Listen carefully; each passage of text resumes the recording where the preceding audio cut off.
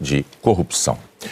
O Supremo Tribunal Federal lhe deu razão, considerou o então juiz Sérgio Moro parcial, anulou a condenação do caso do Triplex e anulou também outras ações por ter considerado a Vara de Curitiba incompetente. Portanto, o senhor não deve nada à justiça.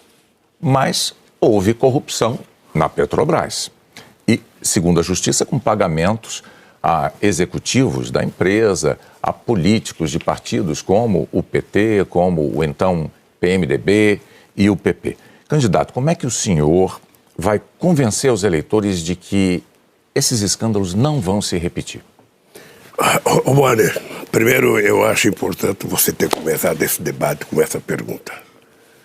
Porque durante 5 anos eu fui massacrado e estou tendo hoje a primeira oportunidade de poder falar disso abertamente, ao vivo, com o povo brasileiro. Primeiro, a corrupção, ela só aparece quando você permite que ela seja investigada. Eu queria começar dizendo para você uma coisa muito séria. Foi no meu governo que a gente criou o Portal da Transparência, que a gente colocou a CGU como ministro para fiscalizar, que a gente criou a lei de acesso à informação, a gente criou a lei anticorrupção, a lei contra o crime organizado, a lei contra a lavagem de dinheiro, a AGU entrou no combate à corrupção, criamos o COAF para cuidar de movimentações financeiras atípicas e colocamos o CAD para combater os cartéis. Ou seja, foram todas as medidas tomadas no meu governo, além de que o Ministério Público era independente e além do que a Polícia Federal recebeu no meu governo mais liberdade do que em qualquer outro momento da história. Porque você está lembrado que em 2005, quando surgiu a questão do mensalão, eu cheguei a dizer o seguinte: só existe uma possibilidade de alguém não ser investigado nesse país, é não cometer erro. Se cometer erro, vai ser investigado. E foi isso que nós fizemos. Olha, se alguém comete um erro, alguém comete um delito, investiga-se, apura, julga, condena ou absolve e está resolvido o problema. O que foi o equívoco da Lava Jato? É que a Lava Jato enveredou por um caminho político delicado. A Lava Jato, ela ultrapassou o limite da investigação e entrou no limite da política. E o objetivo era o Lula. O objetivo era tentar condenar o Lula. Não sei se você está lembrado que no primeiro depoimento que eu fui dar ao Moro, eu falei: Moro, você está condenado a me condenar porque você já permitiu que a mentira foi longe demais. E você sabe do que eu estou falando. E aconteceu exatamente o que eu previa.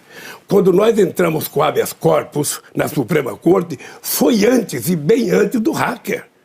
E se você pegar o nosso habeas corpus, a gente está dizendo coisa que depois se descobriu com o hacker investigado pela Polícia Federal. Então, eu vou te dizer uma coisa, Bonner, vou dizer para você, olhando nos olhos do povo brasileiro, não há hipótese, não há hipótese.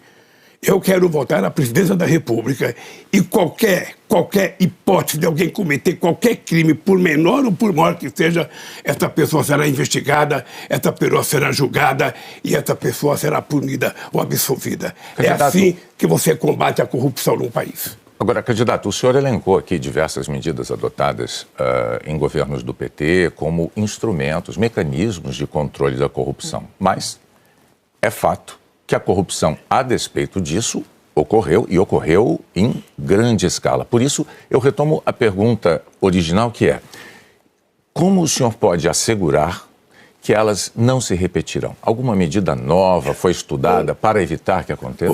Boni, primeiro as medidas estão colocadas. Tá? Veja, eu poderia ter escolhido um procurador engavetador.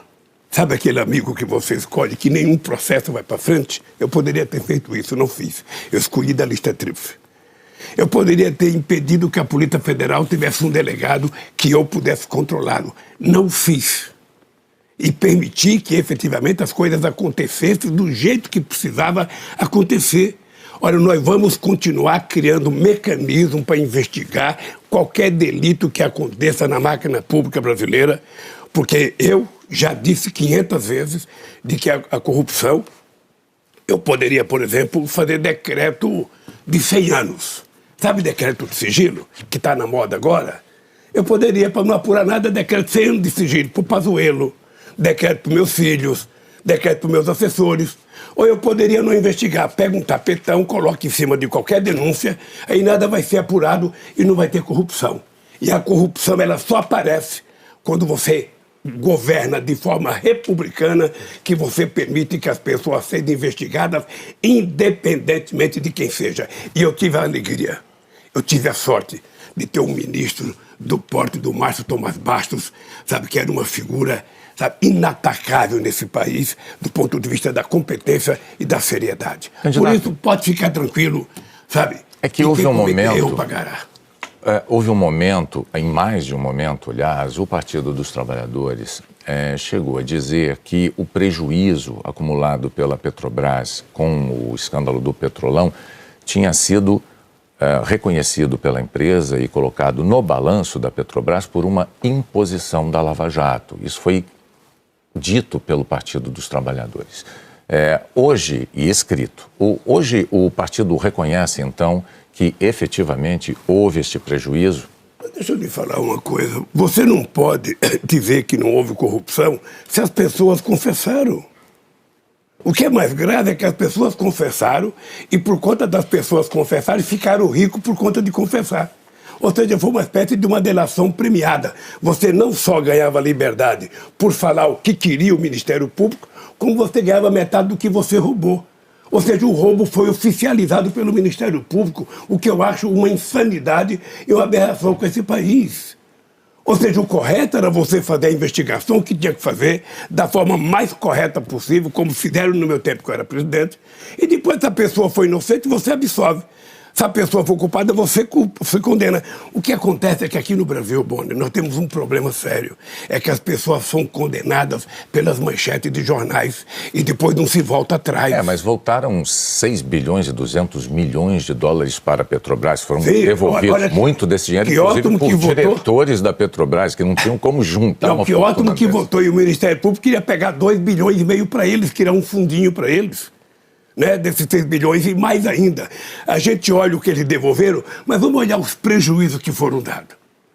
Por conta da Lava Jato, nós tivemos 4 milhões e 400 mil desempregados nesse país.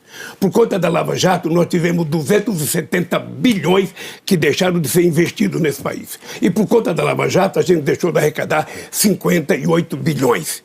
O que eu quero te dizer é o seguinte, é que você pode fazer investigação com a maior seriedade, como foi feito na Coreia, na Samsung, como foi feito na França, na Alstom, como foi feito na Volkswagen da Alemanha. Você investiga, se o empresário roubou, você prende, condena, mas você permite que a empresa continue funcionando. Aqui no Brasil se quebrou as indústrias de engenharia que nós levamos quase que um século para construir. E nós agora até que vamos ter o prejuízo, porque se eu ganhar as eleições, a gente vai ter que fazer um grande plano de investimento de infraestrutura. A gente vai ter que recuperar muitas obras. Eu vou fazer uma reunião com os 27 governadores para saber quais são as obras prioritárias de cada estado.